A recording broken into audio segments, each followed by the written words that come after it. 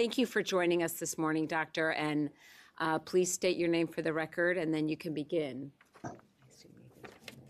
Thank you so very much. My name is Dr. Mitch Prinstein. I am the Senior Science Advisor of the American Psychological Association, and I'm happy to share some information from a recent health advisory that APA put together regarding AI and children's well-being.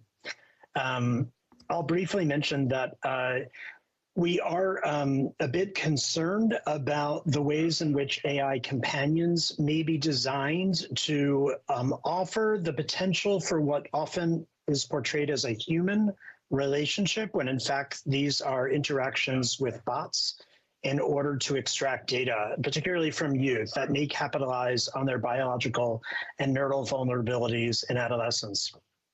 This is similar to some of the issues that we've talked about with social media, but with AI chatbots, the potential dangers may be even worse for two key reasons. First, AI is often invisible. We don't know when we're interacting with AI, and some chatbots, as I mentioned, are in fact built to deceive us into believing that they are human. Second, unlike social media, most parents and teachers don't understand what chatbots are or how often children are interacting with them. So we need to be particularly vigilant in protecting this population. Recently, APA issued a health advisory on AI in youth development, identifying several areas of concern where regulation is needed immediately to protect youth. I will very briefly summarize 5 points from that advisory. First, although we mostly discuss teens, it is critical to sound an alarm about AI chatbots built into toys for infants and toddlers. Imagine for a moment if your 5-year-old's favorite character or teddy bear talked to them, knew their name, and told them what to do. These features may have some benefits, but without your action or regulation, they could have dire consequences for child development.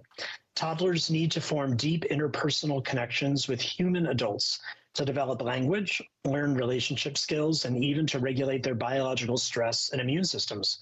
Bots are not yet an adequate substitute, although almost half of young children are currently interacting with AI daily, blurring the lines between fact and fantasy, potentially exposing young children to inappropriate or unverified information, all while bots use audio capture and video camera eyes to collect data from toddlers' homes. For adolescents, they are no less vulnerable. Brain development across puberty creates a period of hypersensitivity to positive feedback, while teens are still unable to stop themselves from staying online longer than they should. AI exploits this neural vulnerability with chatbots that can be obsequious, deceptive, factually inaccurate, yet disproportionately powerful for teens.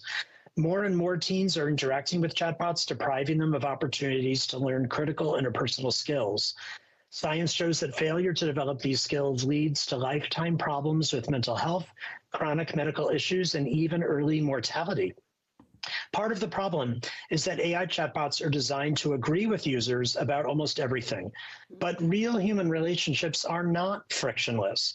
We need practice with minor conflicts and misunderstandings to learn empathy, compromise, and resilience.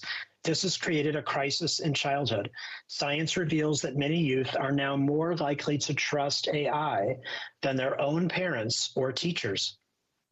Third, it's important for the public to know that companies behind chatbots can use their personal and private data in any way they would like. If you probably have not read all of the legal language that platforms ask us to agree to when we download an app or enter a chatbot forum. But even if teens wanted to, that language is not written in a way that they can understand, nor are they capable of appreciating the long-term risks that they face when yielding lifetime rights to their data. Youth would be shocked to know how many teens now freely share their health and personal data with chatbots, and they would be shocked to know how companies are turning their intimate details into commercial assets. We hope that you enact comprehensive data privacy legislation to protect child's privacy and prohibit the exploitation of their own data. Fourth, very briefly, AI is being used to create non-consensual deep fakes particularly for synthetic pornography, which inflicts profound and lasting trauma. This disproportionately targets women and children. Every young person who has posted even a single photo online is at risk. We need robust legal protections against the non-consensual use of an individual's likeness. And last, we have all heard in the headlines that AI chatbots are representing themselves as licensed psychologists, which is a regulated term in most states reserved only for qualified healthcare professionals. The advice dispensed by chatbots can be harmful, dangerous, and cannot substitute for psychological treatment offered by a licensed professional. Please uphold your own current regulations regarding the use by humans or by chatbots for using terms such as psychologist, psychiatrist, licensed professional counselor, or social work that are only meant to be reserved for those with appropriate credentials. To be clear, the privacy and well-being of children across your state have been compromised by a few companies that wish to maximize online engagement, extract information from children, and use their personal and private data for profit. We did not act decisively on social media as it emerged, and now our children are paying the price. I urge you to act now on AI. Thank you, and I'm happy to answer any questions if there's time. Thank you so much, Dr. Prinstein.